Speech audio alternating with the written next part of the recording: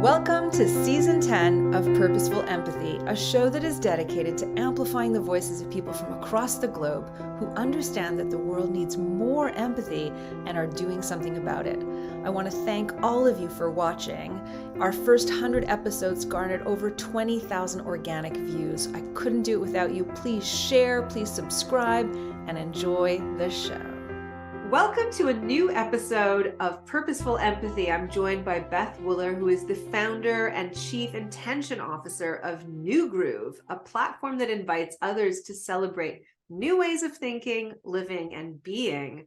As a certified happiness life coach and a certified neuroscience-based coach, Beth supports people's healing journeys. She's been a featured speaker during World Happiness Week and the Gross Global Happiness Summit in Costa Rica and the Festival of Life and Wellness. She's also a contributor to a new children's book with her partner, which is actually, it's come out. You want to hold it up? Making Friends with Feelings. Oh, I can't wait to talk about this. The goal of the book is to start having conversations with children early about acknowledging and expressing their strong emotions. Welcome to the show, Beth. Hey, thank you so much. I'm glad to be here. So, Beth, I know that you built a coaching practice based on happiness, embracing a happiness mindset. Now, I think that there might be some ideas about what happiness means, like, ha, ha, ha, I'm very happy. Maybe you could share what you think happiness means. Maybe you could share what a happiness mindset is, Sure. and why it's important to you, why you embarked on this journey in the first place. Sure. So, lots to answer there. So generally, I think of happiness personally as something more enduring. Maybe some people think of it as joy. I think there's a lot of semantics that we could all have conversations about what do words mean.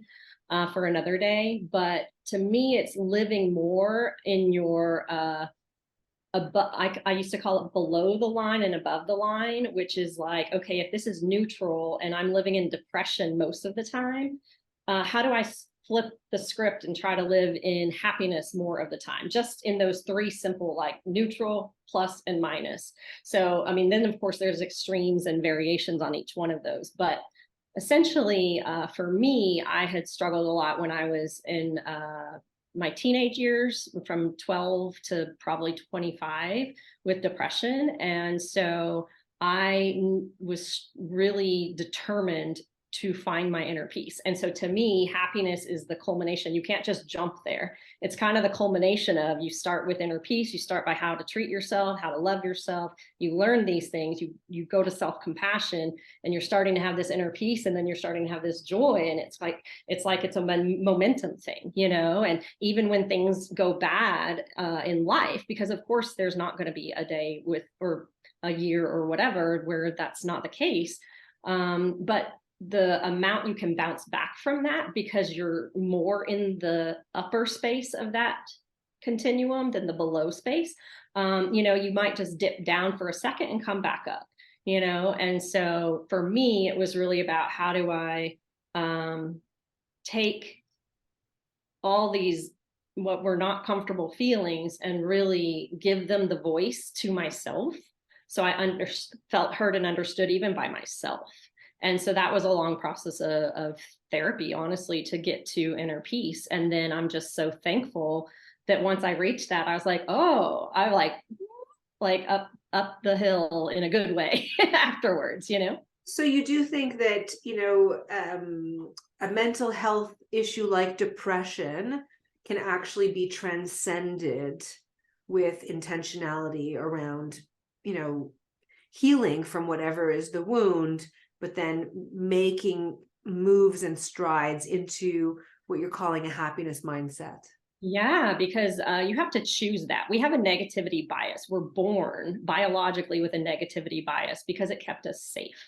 So when we were cavemen and we'd hear the saber-toothed tiger, we're like, oh my goodness, but now in this day and age, we're not physically unsafe most of the time. We're more emotionally unsafe, and we haven't learned how to make ourselves comfortable with that, whether that's through self-compassion or self-soothing, depending on what you need. Those kind of go hand in hand. But it's little by little, it's little steps, little incremental steps, just like you can't lose weight all at once. You can't just become happy all at once. But I do think, there's a lot to be discussed around depression or any other mental health situation, anxiety, OCD, whatever. There's so many things out there that can help. And I'm not saying, what I know worked for me is all I can speak to. And I did have a combination of medication and therapy and constant desire to feel better. So I had determination, I had persistence, and I just didn't want to live a life like I had felt for the teenage years. So the work that you do today is really motivated by the positive experience you had and wanting to be able to help others go through a similar process. Absolutely. Absolutely. I would not want anyone to feel like they were alone or hurting. Um, my heart just gets real big when I hear stuff like that. And even when it's strangers, I stop and talk to them, and so it's just now how I'm wired is to be comforting to those who I don't even know what their situation might be, and I might not know the specifics, but I can be there and say that I care. And I can be there and say that, help them think through who else might care in their lives, that if I'm not going to be there regularly, and just kind of help them reframe the moment. And people tend to just gravitate toward me to do that kind of thing. Like sometimes it's just a weird phone conversation with a person, or a coworker or something. So, but I'm so lucky that I kind of give this vibe. People perceive that I'm one of those people that's going to be comforting, and I'm happy to do that. Well, it sounds very life affirming when you're talking about your work and generative, but do you ever feel like a sense of overwhelm and maybe compassion fatigue once in a while? Yeah, absolutely. That definitely happens. Especially when a lot of things are happening at once in my life and even other people's lives. So I just have to be careful with my own boundaries and know what's healthy for me. And thank goodness I've been working through that for 20 something, 30 years. So I've got a lot of practice at it. I still slip, sometimes. And I'm lucky to have a great partner who's there to pick me up and, each other up. But before him, I didn't have that until I was 46. I didn't meet him until I was 46. So it's not nearly as much fun or comfort doing it by yourself, but you can do it. That's a very hopeful message. Thank you for that. Yeah. So when you're coaching someone on how to be a happier person, how do people find you? How do people is it like a new form of therapy, or what's the, how are you sharing the work that you do out there so that people find you and what they know to expect? Yeah, a lot of it's word of mouth. And I've also been in marketing for 25 years. And as a leader in marketing, I've coached a lot of people just as their direct supervisor or whatever. And I've always approached it from, I care about the person and the individual and what their goals are, or, how they balance inside and outside of work. So it's kind of a natural segue. And essentially, one of the ways that I do this is I ask them to look at their past week and actually write down what hours of the day they're doing something that's work related. Now that could be your job, but it could also be work related, like keeping up the house or washing the dishes or whatever.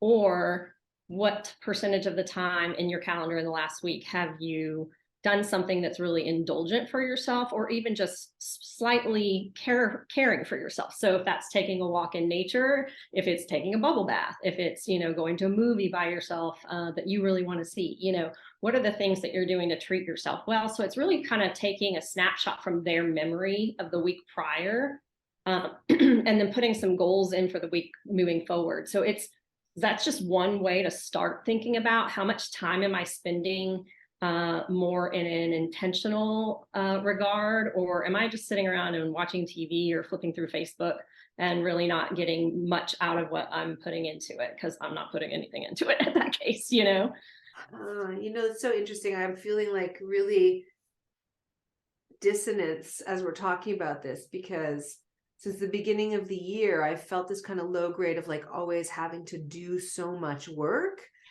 and that I don't ever feel like I get to the bottom of my inbox or enough of my to-do list, and I'm constantly sort of like in task orientation.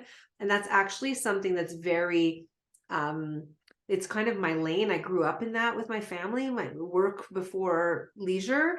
And it's striking now when I hear you say it, I'm like, of course I should be balancing that out with sort of like some chill time. But why do you suppose this is so important in people's lives, to actually carve out that time for happiness, joy, peace? Really, and it starts with just simple self-care, and the reason it is right now, everybody knows mental health's a much bigger struggle, or maybe it's just a more public outward struggle rather than it used to be inward. And so, but I think we're all impacting each other, and really emotions are contagious, just like diseases. And so they're based on mirror neurons that are in your brain, and it kind of causes you to feel what you're seeing. So without going too far into some of that, I think it's really important to just realize your impact on the world that each one of us has, either in a positive or negative way, every single day, every single moment, depending on how many people you're around and what you can do to just promote positivity. We all can't solve this as individuals, but each one of us trying to contribute just a little bit and being a little more thoughtful. And that comes back to taking care of yourself first. And so if, the hustle culture of the US is just mind blowing, and I'm not saying there's anything wrong with that if that's what gets you going in the morning. But I think a lot of us, mid-career face some burnout if we've been doing that for 20 plus years. I know I did, I know Keith did. And so now we're pivoting to try to do something that gives back to the world, because we don't want to live in that state of chaos in your mind. And you really can't be reflective if you can't be quiet and peaceful, whether that's meditation or yoga or reading or however you do it. Everybody has a different way, but living in that constant state of chaos is just very unhealthy. So how have you benefited? How have you noticed your demeanor change, or your relationships change, or look at how bright your smile got just now thinking about it, since you've gone this route?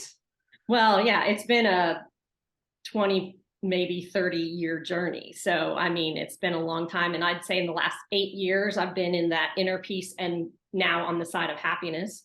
So I just, the biggest thing I like to remind people is, as long as it took you to kind of have your foundational beliefs that you maybe struggle with, like you have to be a workhorse, or, whatever, you can't balance life and work, really to rethink those things and have patience with yourself, because it takes a long time to undo what the world, I mean, nobody's doing this on purpose or out of any kind of malintent. It's just the world conditions you a certain way, whether that's your family, your community, your school, your friends. A lot of it depends on who you're around. It goes back to that being contagious. So people are contagious emotionally as well as physically. And how do you think people who want to sort of take not an empathy, but a happiness mindset, if they believe theoretically in the idea that a happiness mindset is the way to go, how can they put that in practice? Well, to me, a couple of ways is to realize that what you think, your automatic thoughts, are not always true. You have to check the truth for them. You have to see if there's evidence that supports them. You have to sit with them a second, which is what people don't do. They tend to just blurt things out or whatever, rather than like going, oh, why do I think that? Where's that coming from? Why am I feeling that way? And just take a beat for your second, for yourself. I totally forgot what your question was now. That's right. Putting into practice the mindset. Yeah. Putting into practice the mindset of happiness. Yeah. So once you're able to just be aware and know that your thoughts can be positive or negative, and you're actually assigning that significance to them. So something that happens externally is neutral until we internalize it and interpret, was that a good thing or a bad thing? And you can really see it from both ways a lot of times. It was super hard for me, I will tell you, to see it both ways early on, but with practice, I got there and the help of a great therapist. But so once you are aware that that's happening, you can interrupt yourself in that moment.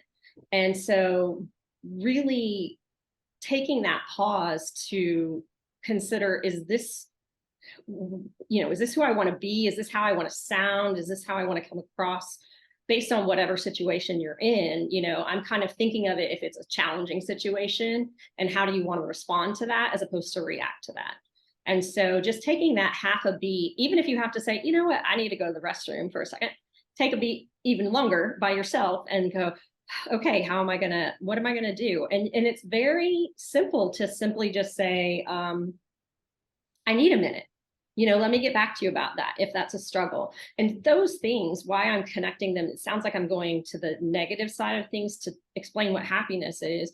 But to me, it's being true to yourself and true to your values. And when you do that, you're self-soothing and you're validating your own place in the world and how you feel and what you think, and respecting yourself rather than just, I need to knee-jerk reaction respond to somebody. And so it's just it's a continuous practice, really, and that's just where it starts. Yeah, it sounds to me like key to the on-ramp of happiness, the first skill is actual self-awareness, to actually discern how you're feeling and to sit with it mindfully and make some decisions with intentionality and with purpose. Then you can claim a little bit more of, what your needs are, and go out in the world and sort of protect your needs and honor your needs. That's what I'm hearing. Yeah. And I think, we talk about mental and emotional health and how maybe our parents didn't know enough to teach us anything necessarily, some better than others, to be honest. Mine weren't honestly very good. But that's one step. What about self-compassion? What about self-love? What about self-soothing? These are skills.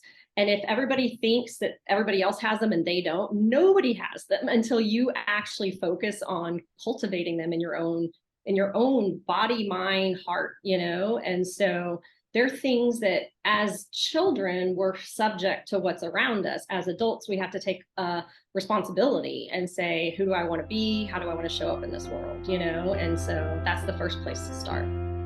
If you're enjoying this conversation, I bet you'll love reading my book, Purposeful Empathy, tapping our hidden superpower for personal, organizational, and social change. We are living in the era of a massive empathy deficit, but humans are wired to care, and we can become more empathic with practice. And the more you do, the better you'll feel. Please visit your favorite online retailer and order your copy today. So I think that's a great segue to talk about your organization, right? So I've been onto your website, the Neugroove. Is that how you pronounce it? Yeah.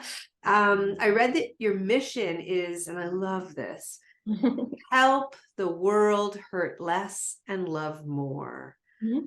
I just love that. And it also reads, we believe what's on the inside matters most. So tell us a little bit about Neugroove, what the mission is, what you're hoping to do out in the world. Well, yeah, you just read the mission. Helping the world hurt less and love more, really to heal is the bottom line, one person at a time. We have big ideas and intentions, but we're okay doing that just one person at a time.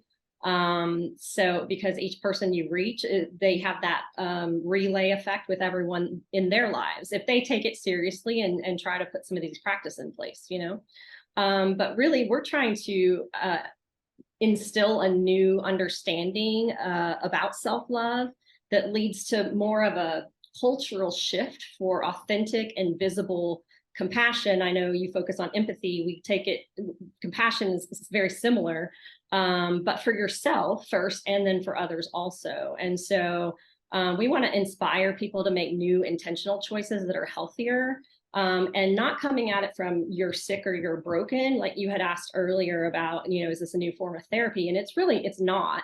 It's just a new form of education. And sometimes actually that's all therapy is too, but which is great. I mean, we need that, so but the first step is really why inside matters most. Is the first step is understanding your own feelings, which adults are actually worse at than children.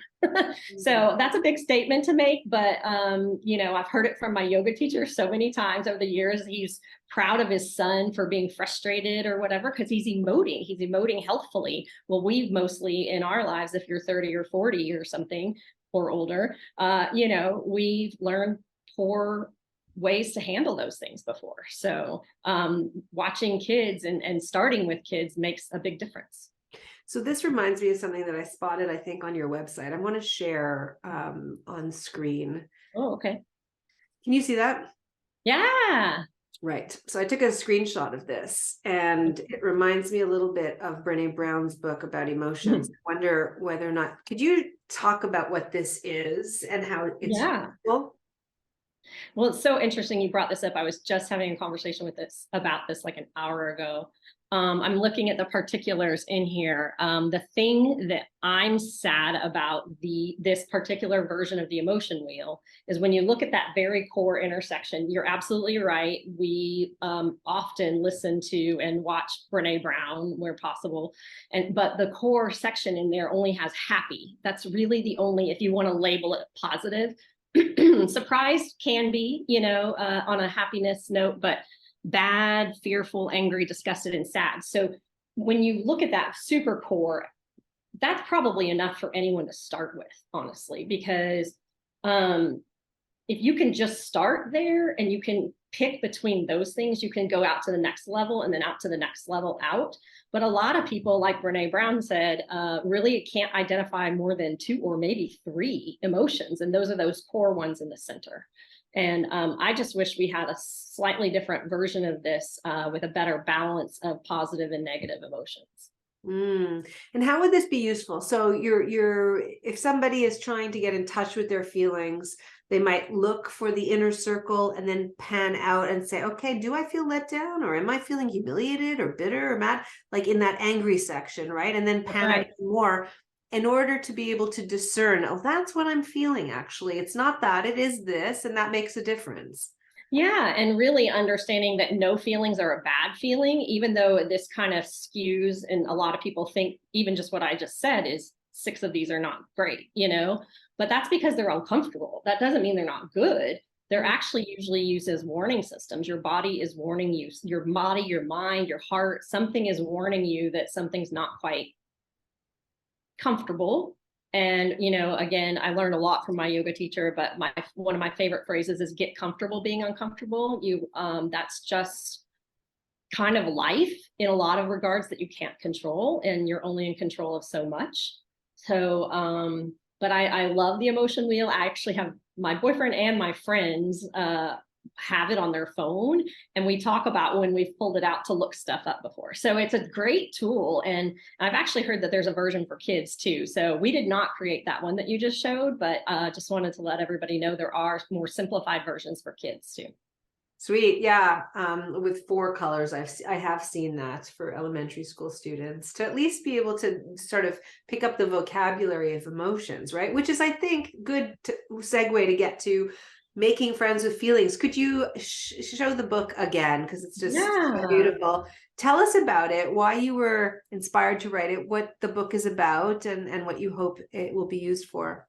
Sure. So again, Keith and I both, he's the author. I co-created it with him. I contributed. We talked about it a lot. We talked about the importance of different word choices, even as simple as making friends or being a friend. In this story, Molly wants to be friends. She doesn't want to make friends. And she understands that coming with that is some responsibility. She has, so she's trying to hop her biggest hop. and actually like entice Buddy to play, but he's too sad. And so she recognizes that, you know? So we've really emphasized the feeling words, scared, scared, scared, or sad, sad, or happy, happy, happy too. And so in this regard, Molly actually says, be brave, brave, brave to herself and tries again.